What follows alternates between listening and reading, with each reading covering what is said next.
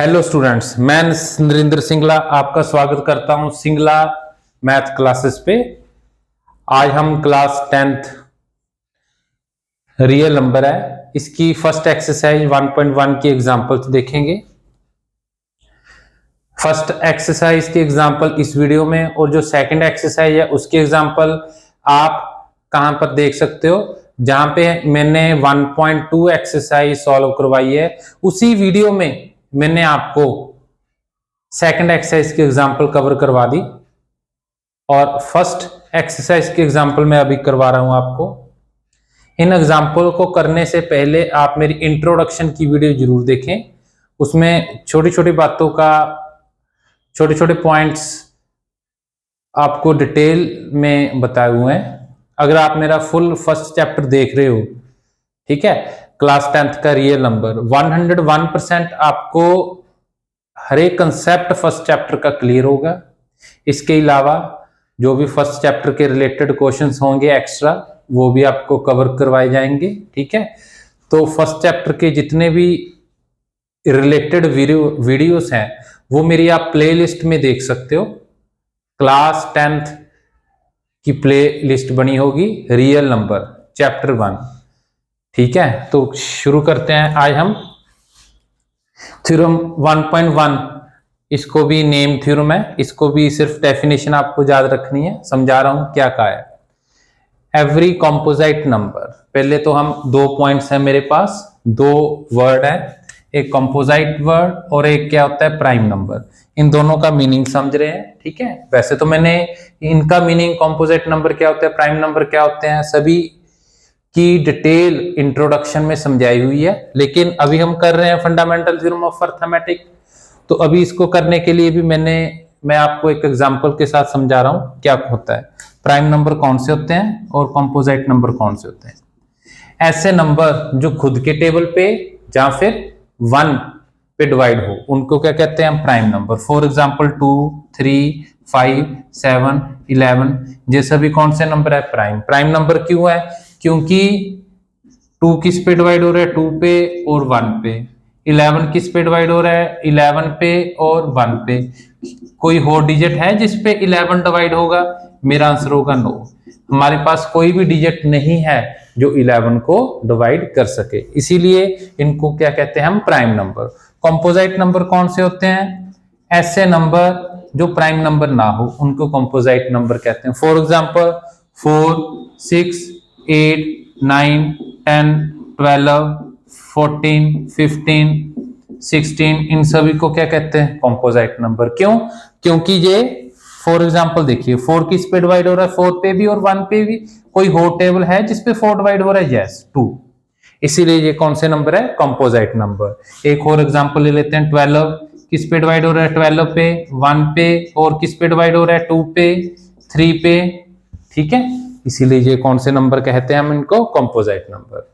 इसके अलावा 1 ना तो प्राइम नंबर में इंक्लूड होता है ना ही कॉम्पोजिट नंबर में। 1 इज नाइदर प्राइम नंबर और कॉम्पोजिट नंबर। क्लियर है।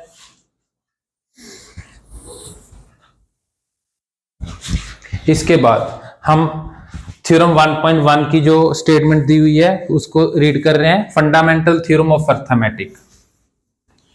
फंडामेंटल थ्योरम ऑफ अरिथमेटिक में क्या कहा है, every composite number can be expressed as a product of prime। क्या कह रहे हैं, कोई भी एक कंपोजिट नंबर ले लेते हैं, कंपोजिट नंबर ले लेते हैं, कौन सा ले, 10 ले लेते हैं। 10 क्या है, कंपोजिट नंबर। तो 10 को कैसे रिप्रेजेंट कर सकते हैं, as a product of prime numbers.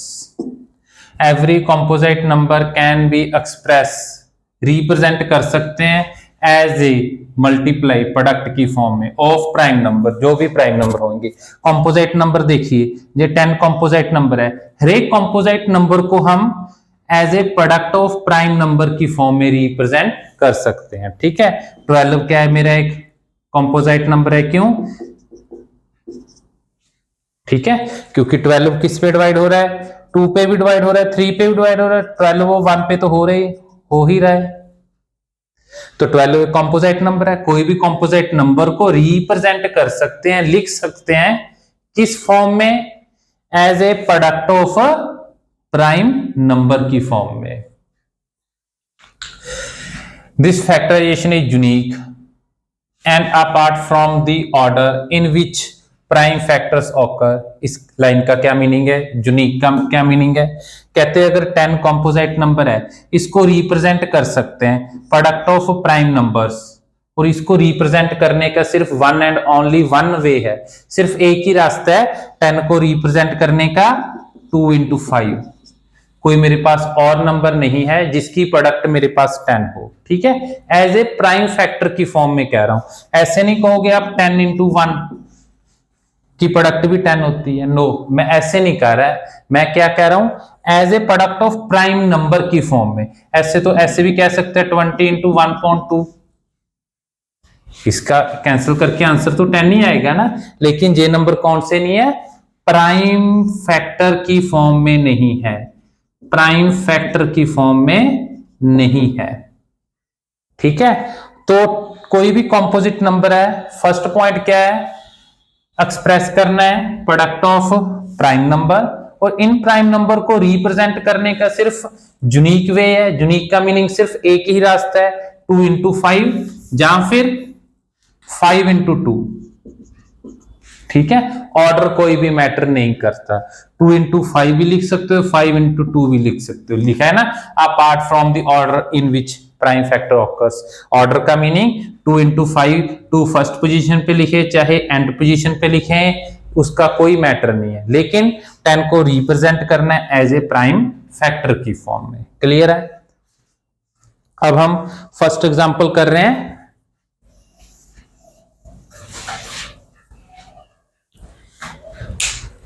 Consider the number 4n, where n is the natural number. Check whether there is any value of n for which 4n and with the digit 0। इसमें solve करने से पहले थोड़ा सा मैं आपको detail में बता रहा हूं क्या क्या है। फर्स्ट पॉइंट n क्या है, नेचुरल नंबर। उसके बाद कहते हैं मेरे पास कोई नेचुरल नंबर है, फॉर एग्जांपल मैं नेचुरल नंबर ले लेता हूं एक बार, ये नेचुरल नंबर है। कहते 4n की पावर दी, 4 की पावर n दी हुई है। कहते n एक नेचुरल नंबर है, नेचुरल नंबर को रखने के बाद हमने रख दिया, नेचुरल नंबर रख दिया, रखने के बाद उसको प्रॉपर ओपन करो,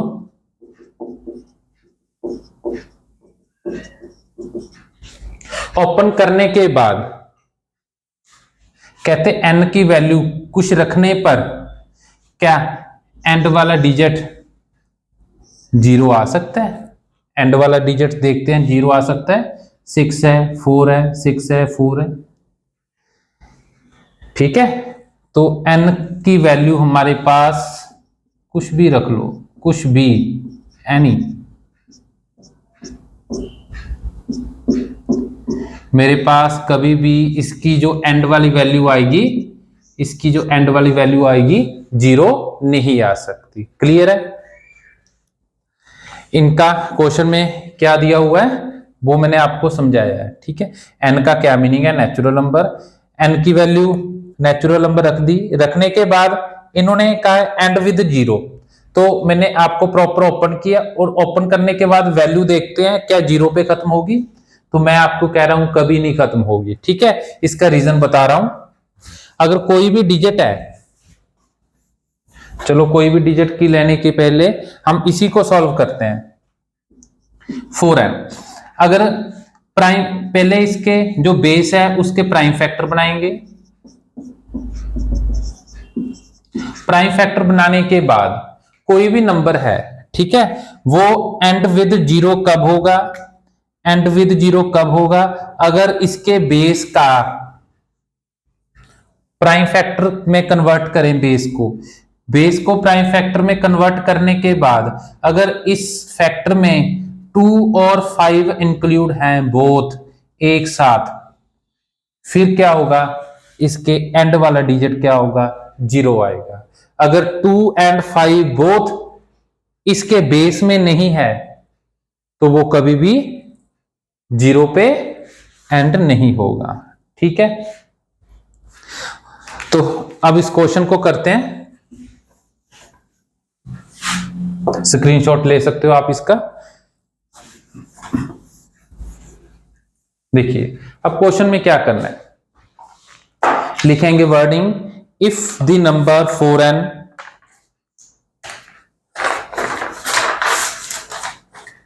if the number 4n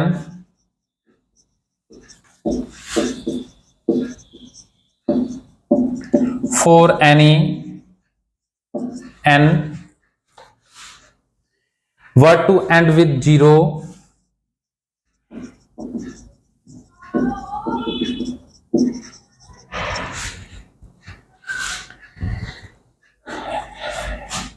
and with digit 0,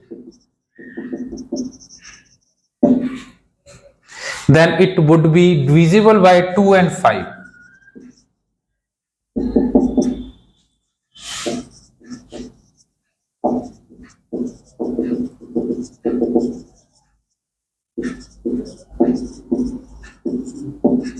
इसके बाद इसमें क्या कहा है, कहते 4 की पावर n दिया हुआ है कोई नंबर, अगर कोई भी n की वैल्यू रखने के बाद 4 यानी n, कोई भी n की वैल्यू रखने के बाद कहते वो नंबर एंड विद 0 कब होगा, ठीक है, कब होगा, जब वो डिविजिबल हो 2 and 5 पे। इसके बाद इसके फैक्टर बनाओ, बेस के फैक्टर बनाने के बाद हम क्या देख रहे हैं, 4n divisible only prime number, 4n divisible only number 2 not divisible by 5। कहते 4n है जो सिर्फ डिविजिबल हो रहा है किस पे, 2 पे, किस पे डिविजिबल नहीं हो रहा है, 5 पे। अगर 5 पे डिविजिबल नहीं हो रहा तो हम क्या कहेंगे, there is no value of n for which 4n end with the digit 0 implies, यहीं से उठाना है, there is no value of n, there is no value of n for which 4n and with the digit 0।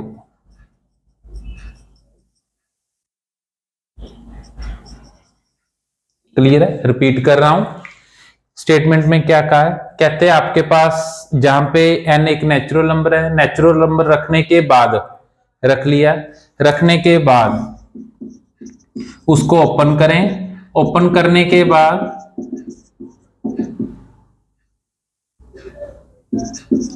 क्या वो number 0 पे खत्म हो रहा है, एंड विद द 0, तो मेरा आंसर होगा नो, ठीक है, नो, मेरा आंसर होगा नो।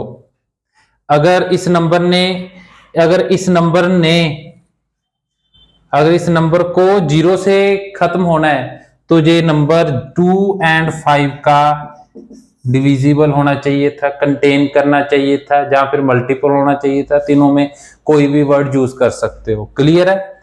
लेकिन 4 की पावर n सिर्फ 2 को कंटेन कर रहा है, इसीलिए क्या कहेंगे, 4n divisible by only number 2 not divisible by 5 implies, फिर हमने स्टेटमेंट से उठा ली line, there is no value of n for which 4n and with the 0। Now second example, find the HCF and LCM of 6 and 20 by prime factorization method.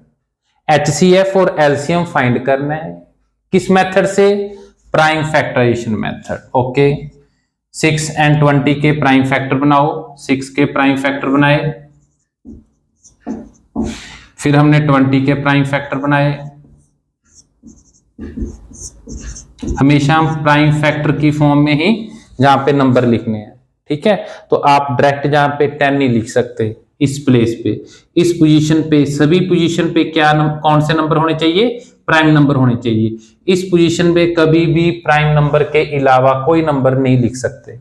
6 को लिखा 2 into 3, 20 को लिखा 2 into 2 into 5, ठीक है।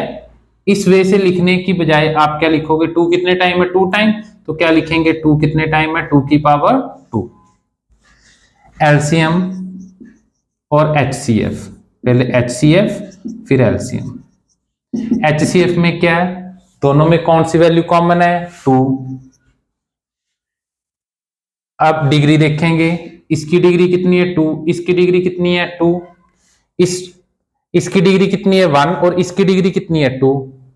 दोनों में स्मॉल डिग्री कौन सी है 1, तो एचसीएफ कितना होगा 2 की पावर 1। अब एलसीएम देखें, एलसीएम में पहले कॉमन ओनली 2 है। अब इसकी डिग्री कौन सी लिखेंगे, इन दोनों डिग्री में जो मिनिमम ग्रेटर है, 1 और 2 में ग्रेटर कौन है, इसकी डिग्री 1 है, इसकी डिग्री 2 है, तो दोनों में ग्रेटर कौन है 2। इसकी डिग्री क्या लिखेंगे, ग्रेटर, और इसकी डिग्री क्या लिखेंगे, स्मॉल। अब एलसीएम में और क्या लिखना है, जो वैल्यू कॉमन नहीं है, 3 और 5 कॉमन नहीं है, तो उसको हमने लिख दिया। अब इसको मल्टीप्लाई करेंगे, 4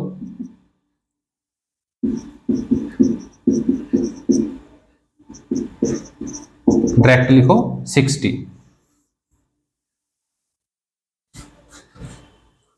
ठीक है। तो हमने क्या फाइंड किया, एचसीएफ और एलसीएम। अब हमने क्या फाइंड करना है, find the HCF and LCM, okay, by factorization method कर दिया, ओके। कितने नंबर का एचसीएफ एलसीएम फाइंड किया, 2 नंबर का। अगर 2 नंबर का एलसीएम और एचसीएफ फाइंड कर रहे हैं तो हम वेरिफिकेशन भी कर सकते हैं, प्रोडक्ट ऑफ 2 नंबर,